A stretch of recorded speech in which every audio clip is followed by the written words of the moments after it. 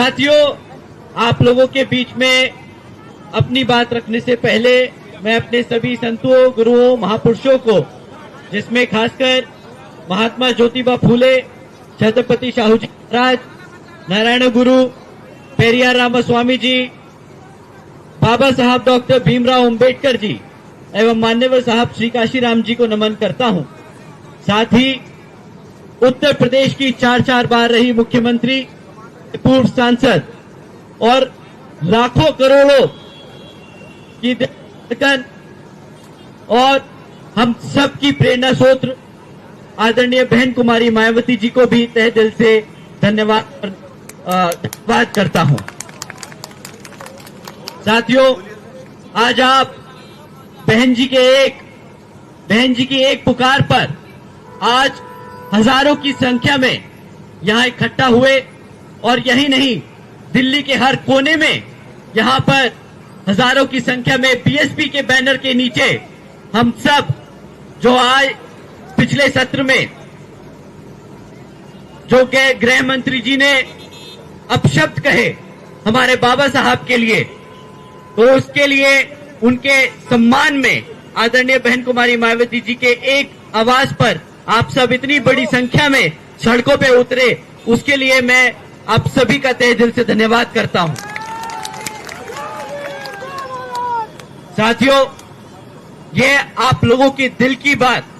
ये आप लोगों के मन में जो आपके दिल को आपकी भावनाओं को जो ठेस पहुंचाए, आदरणीय गृह मंत्री जी ने ऐसी टिप्पणी कर हमारे बाबा साहब के खिलाफ, तो इससे जो गृह मंत्री जी की बातें हैं उससे बिल्कुल जायज सबको दिखता है। इट्स वेरी एविडेंट कि वो हमारे समाज को आज तक वो सम्मान ना दे पाए अपने दिल से, ना वो राजनीतिक तौर पर आज तक हमारे समाज के लिए वो काम कर पाए, ना आने वाले समय में काम कर पाएंगे। साथियों, एक तरफ तो गृह मंत्री जी ने ऐसी टिप्पणी कर दी कि बाबा साहब का नाम लेंगे तो बाबा साहब की जगह अगर इतनी बार हम भगवान का नाम लेते तो स्वर्ग प्राप्त कर लेते। उन्हें जाके कोई समझाए एक बारी कि हमारे समाज ने बाबा साहब का नाम लिया,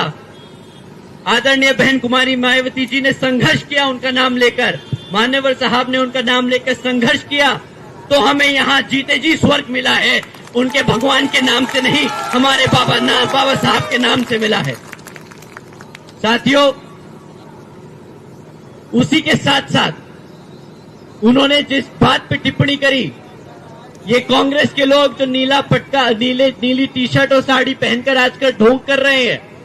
बाबा साहब के नाम पर राजनीति करने की कोशिश कर रहे हैं,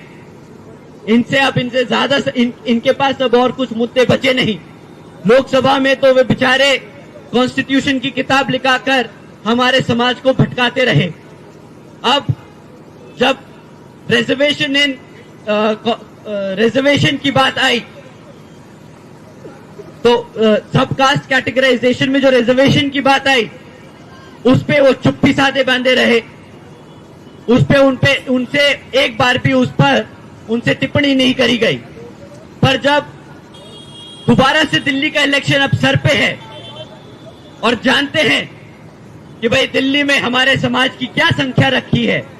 कितना समाज हमारा दिल्ली में रहता है और कितना वोट परसेंटेज हमारे समाज का यहाँ दिल्ली की जनता में है, तो जब अब दिल्ली का इलेक्शन सर पे है तो फिर से बाबा साहब के नाम पर राजनीति शुरू कर दी। अब उन्हें नीली टी शर्ट दिखाई दे रही है, अब उन्हें नीली साड़ी दिखाई दे रही है, अब उन्हें बाबा साहब का अपमान दिख रहा है। 70-75 सालों से जब तक ये राज करते रहे तब तो बाबा साहब को इन्होंने सम्मान नहीं दिया, तब तक तो इनको नहीं लगा कि बाबा साहब का जो कॉन्स्टिट्यूशन है उसको पूरी तरीके से इंप्लीमेंट करें, रिजर्वेशन को लागू करें। पर अब जब इनकी मजबूरी बन गई है हमारा बहुजन समाज, तो इन्हें बाबा साहब याद आ रहे हैं। इन्होंने तो फैशन स्टेटमेंट बना ली, कांग्रेसियों ने तो फैशन स्टेटमेंट बना रखी है कि भाई जब भी कोई इलेक्शन आए तो नीला कपड़ा पहन लो। अभी तक इन्होंने कॉन्स्टिट्यूशन की किताब लेके घूमे, अब इन्होंने टी शर्ट और वो पहन लिया, साड़ी पहन ली नीली। अब बस इनके पास और कोई ज्यादा विकल्प बचा नहीं, बहुजन समाज पार्टी का पटका पहन के और संसद में पहुंच जाएं, क्योंकि ये जानते हैं साथियों, ये जानते हैं कि हाथ के निशान पर वोट नहीं दबेगा, हाथ के निशान पर इन्हें हमारे समाज का वोट नहीं मिलेगा। अब इन्हें वोट मिलेगा तो आदरणीय बहन कुमारी मायावती जी के नेतृत्व में रहकर मिलेगा। तो साथियों, मैं अपनी बात यही समक्ष में आप लोगों के बीच में रखते हुए आज का जो हम ज्ञापन डीएम के माध्यम से यहाँ पर राष्ट्रपति जी को देना चाहते हैं, तो उसमें आप सब शांतिपूर्वक और जैसा आदरणीय बहन कुमारी मायावती जी ने हमें निर्देश दिए हैं कि हम शांतिपूर्वक यहाँ पर इस मार्च पास्ट को कंडक्ट करेंगे, वहां पर हम अपना ज्ञापन देंगे और अपनी बात रखेंगे। हम कोई मुर्दाबाद के नारे नहीं लगाएंगे, हम सिर्फ अपने बाबा साहब के नारे लगाएंगे, हम आदरणीय बहन कुमारी मायावती जी के नारे लगाएंगे और हम अपने मान्यवर साहब के नारे लगाएंगे। ठीक है साथियों, अपनी बात यही समाप्त करते हुए आप सभी